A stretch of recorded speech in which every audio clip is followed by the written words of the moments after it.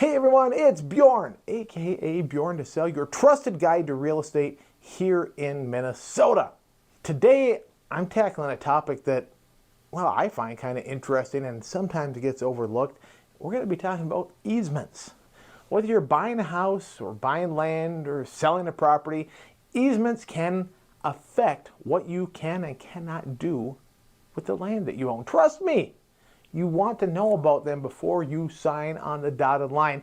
Before we dive into today's video, make sure that you hit that subscribe button and maybe help me out by sharing it with someone who needs some great real estate knowledge. I put out new videos with tips every week to help you navigate this ever-changing landscape with confidence. All right, let's jump on in.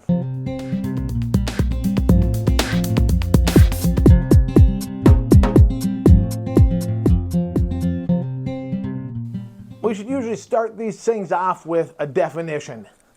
And an easement is a legal right for someone else to use a portion of your property for a specific purpose. You still own the land, but the easement gives someone else limited rights to use it.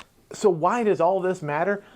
Because depending on the type of easement, it can affect everything from where you build to how you access your property to who can legally come onto your land. Now, let's go over some of the more common easements you see right here in Minnesota. And the first one is utility easements. These are extremely common. They give power companies, cable companies, water service, or other utilities a right to install and maintain lines across parts of your property. Typically, you can't build permanent structures like garages or fences on top of these areas. Second, well, that's access easements. This comes up a lot in rural areas.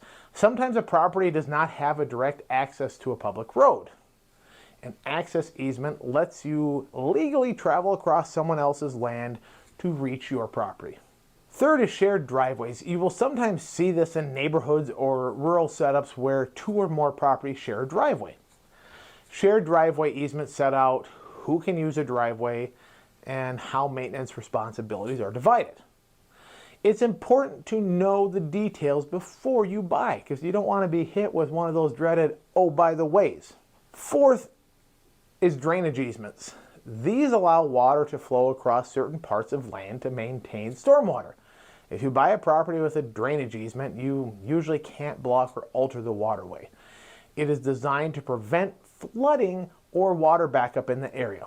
Another easement that we see, but it's not quite as common, but they're important to understand, are conservation easements. These easements restrict development to protect natural resources, farmland, or scenic views.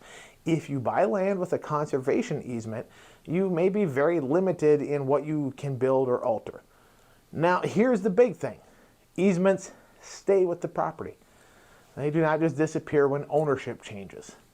If you buy a property with an easement, you are agreeing to honor that easement.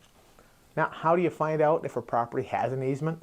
Well, first, they should show up on the title report. That is why reviewing your title work carefully is so important during a purchase. Second, sometimes they are recorded separately with the county. A good title company and a good agent will help you find and understand the easements connected to your property.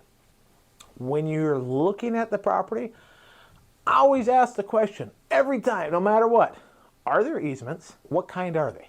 Where exactly are they located? If there are easements, you don't need to panic. Most easements are perfectly normal and very manageable. You just need to know what you're agreeing to so there are no surprises later on. A quick story, I once worked with some buyers who, when we looked at the title report, there was an easement from one of the gas utility companies through the area. So we dived in a little bit deeper, assuming that there might be a pipe or something going through their yard. As it turns out, the main natural gas line ran by that neighborhood, and by virtue of that, all those properties had some type of easement for that line. Turned out to not be a big deal. It did not impact their right to enjoy that property and really didn't even impact where they could build stuff, but it was still good to know about. One last time, I want to iterate that at the end of the day, easements are not necessarily deal breakers, but They are a key part of understanding your property rights and making a smart real estate decision. If you found this video helpful, please help me out by subscribing and sharing it with someone, because every week I come on here and I share great information with you, right?